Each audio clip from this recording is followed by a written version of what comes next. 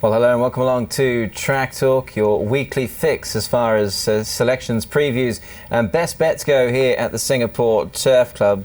Pleased to say that Scott is with me in the studio, and we're going to preview another 11 race card coming up this weekend on the back of what was some good racing last weekend. The Crouchy Stakes C race 9 is our race of the day coming up on the programme this Sunday. Scott, good little sort of workman-like sort of card this one, isn't it really? There are some up and coming, some improving horses, plus horses who are looking increasingly well handicapped on their best. Yeah, hello Nick and hello viewers. It's great to be here again for another episode of Track Talk, and like you said Nick, we've had a couple of big feature races in weeks gone by and more of what we'd like to call a bread and butter sort of meeting this weekend, and a couple of handy horses that look to have a pretty bright future will be stepping out on Cranji this weekend, so I'm looking forward to hopefully finding a couple of winners with you. Yes indeed, looking forward to the card. The Crouchy Stakes C supported by a Class 4 over the mile, race number 7, for which Red Ocean goes for a 3-timer. More on him in due course throughout the course of the show as we work towards that Class 4 event. Let's take a look at some of the details though ahead of racing coming up on Sunday. The Premierships, Michael Clements leads by 6, 47 to Mark Walker's 41. They've got a fair buffer on the third placed Stephen Gray with 20, Dan Maher also with 20 and Shane Berchiger 18. The Jockeys Premiership heating up there, Scott? It is, Nick. Danny Beasley having a great season. He's been in fine form in weeks gone by. He's on 29 wins. Jimmy Wong, another rider, making great results out of good opportunities. He's tied with our former champ Vlad Jurek on 27. Vlad not riding this weekend. He's suspended. Mark Lerner tucked away in 4th on 22. And Louis Beauzalon, he's ready to pounce on 20 wins, looking for a big season. And our apprentice riders look a good contest as well. They certainly do. Hakeem Cameroon, 36. He's got a very healthy lead over Krishna Tangamani. Rosman Iskander has been in good form, 13 winners for him. Simon Cock with 11, and Gracie Jolin Sial on there still in 5th place. Singapore's only female jockey, and she's making a good fist of things as well, I think it's fair to say. The details for this fixture, we've got 11 races coming up. We start at midday, as is the norm, and we've got short course D for the turf racing in action for 3 and 8 on the poly track coming up this Sunday afternoon. Actually, towards the end of this month and into September, there will be 3 all poly track meetings, so quite a bit of racing on the poly coming up in weeks to come. Let's take a look at the card for race number 1 over 1200 metres. Optimum Stars down in grade. Super 6, the last start winner.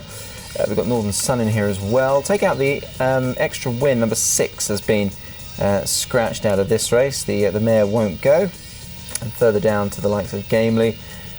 Over the page, and more runs again quickly. Smoke and Mirrors and Big Mary, Lady Roxanne and Minaj are the emergencies in this race.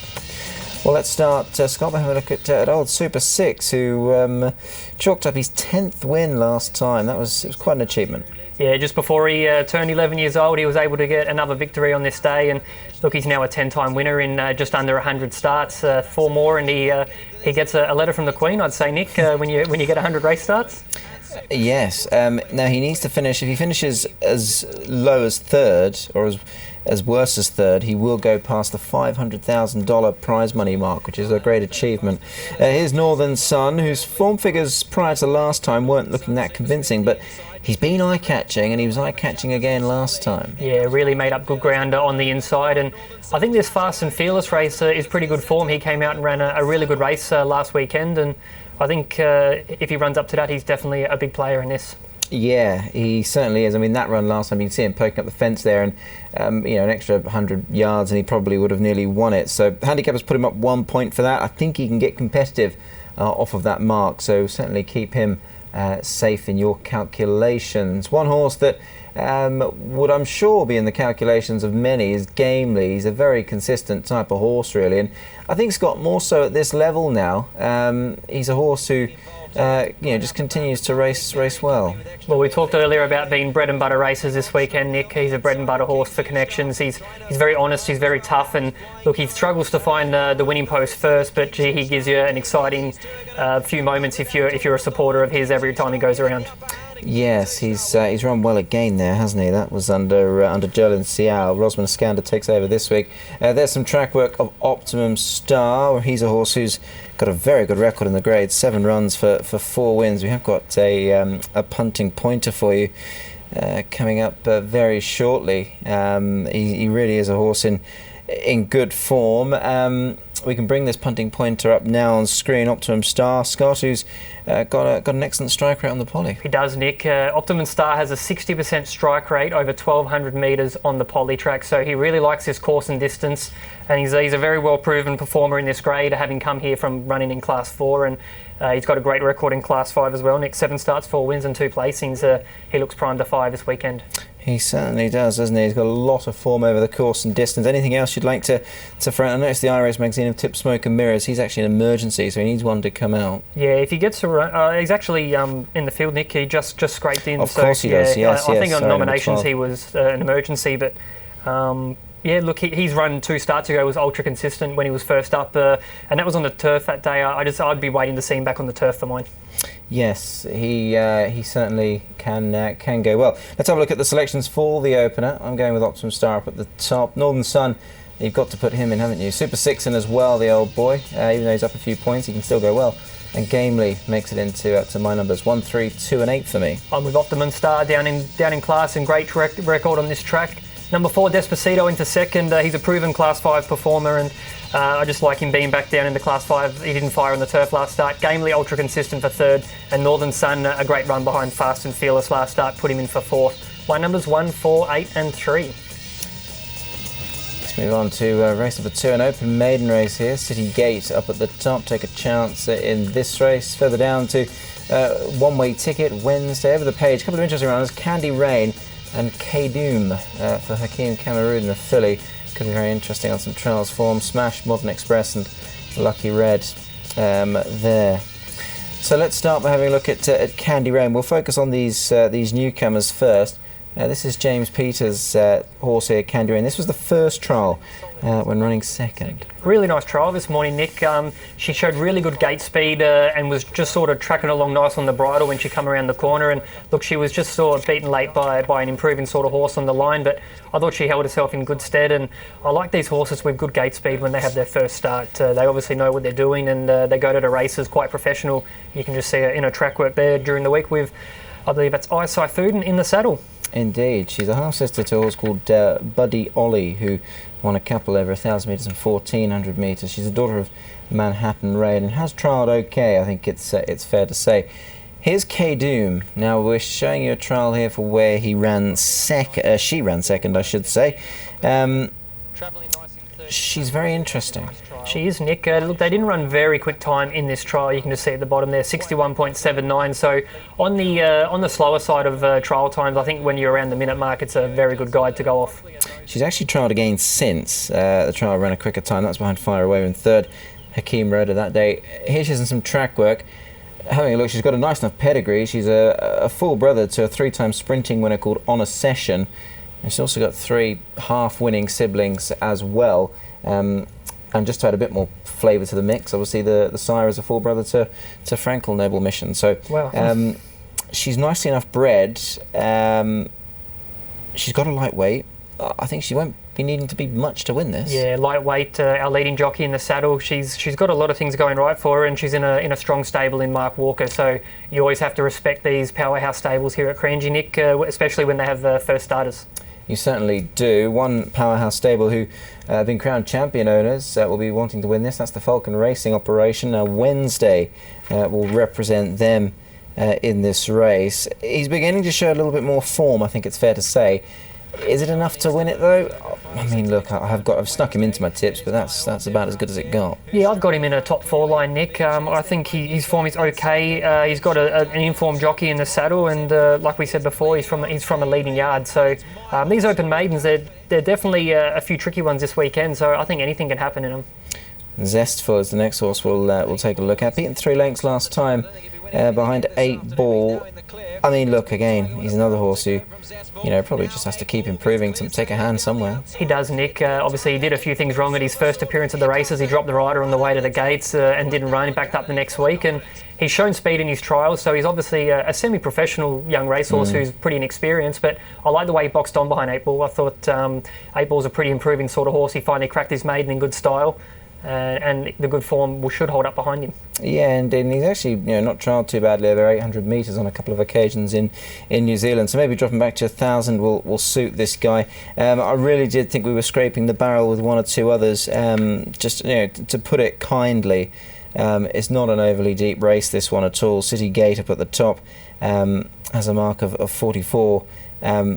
It's tough going, isn't it? Limbs Denali, just a line on her. Obviously, she has shown form, and she might be quite well fancied here. I think so, Nick. I remember her first start, there was a fair bit of market support for her, and look, she didn't fire on that day, but she's always around the mark. She finally gets a good barrier this weekend, and I see they've got the blinkers back on her today and a nice gate. Danny Beasley takes her right again, so look for her to jump out and be positive. Yeah, indeed. Interesting little race there, the second. I think the newcomer, though, K Doom is the one to go with here.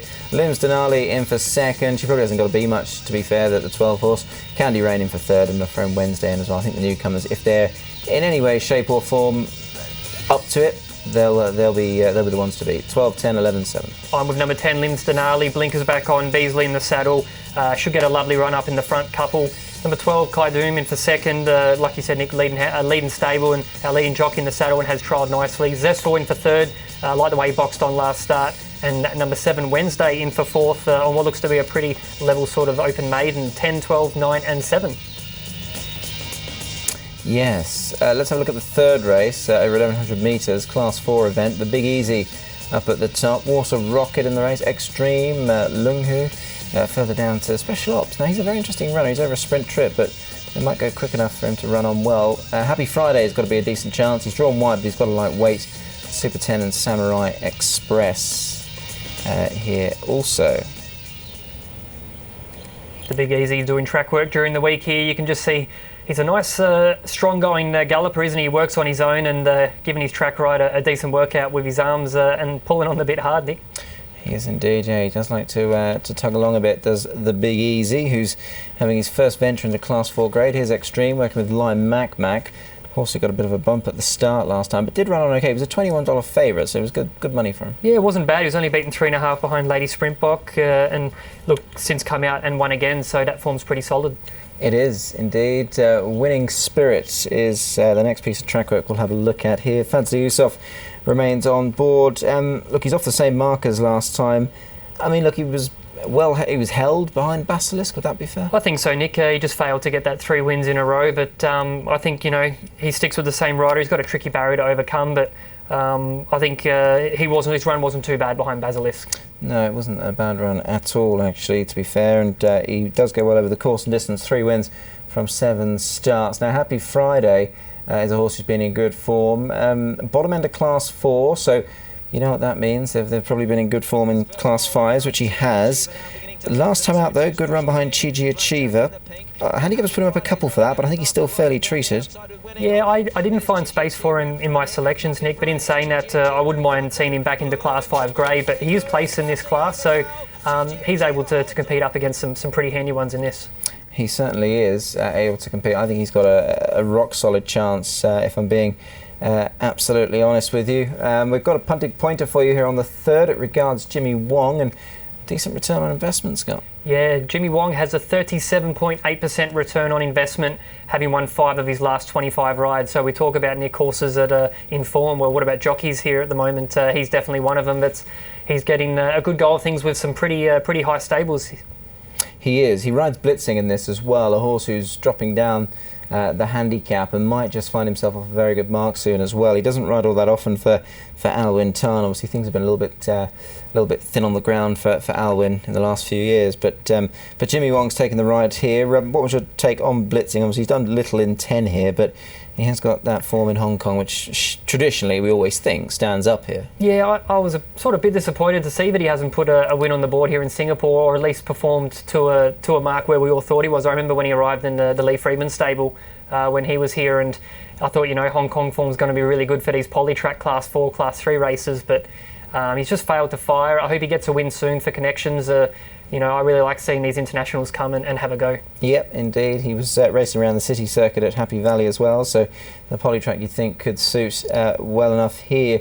Water Rocket runs 7 days on since his last run, and Doc Hodson, well, he's been fancied in a run or two of late, but not sure where we're at with him, beating 12 last time out. Let's have a look at the numbers for the third. Now this is the way I went. I went with Happy Friday. No spot for Scott's Pickwater Rocket, but he's certainly an interesting runner back into Class 4. Extreme in for second. A friend of the Big Easy, and I mentioned Special Ops, and we didn't really discuss him as much, but last time out he was backed, and he was fourth behind Metal World over 1,600 metres. He's backed dramatically in trip. Now, he's not a sprinter, he's a miler really, but when I've done the pace map, the speed map for this race, there's quite a bit of pace on. I can probably think of 4 horses that might want to go forward, so they might just set it up for a horse like him. So watch out for Special Ops running home. 12-3, 1 and 8 there. I'm with number 2, Water Rocket, back into Class 4, and he's a good polytrack specialist from the Ricardo Lagrange stable. Number 3, Extreme. I think the claim of Daryl and Ciao really brings him into the mix here. Number 1, Big Easy, comes here second up and was a really nice run. He was a nice runner early on in his career, and I'm looking for him to regain that form. He gets a claim of our leading jockey. And number 5, Winning Spirit, speed runner, failed to fire last start, winning 3 in a row, but giving him another chance to run in the top 4. 2, 3, 1 and 5. Yes, that's the third race. Still so much more action to come here on Tracktalk. Plenty more preview, plenty more punting pointers for you as well. And after the break, the second of 2 open maidens coming up on Sunday's programme.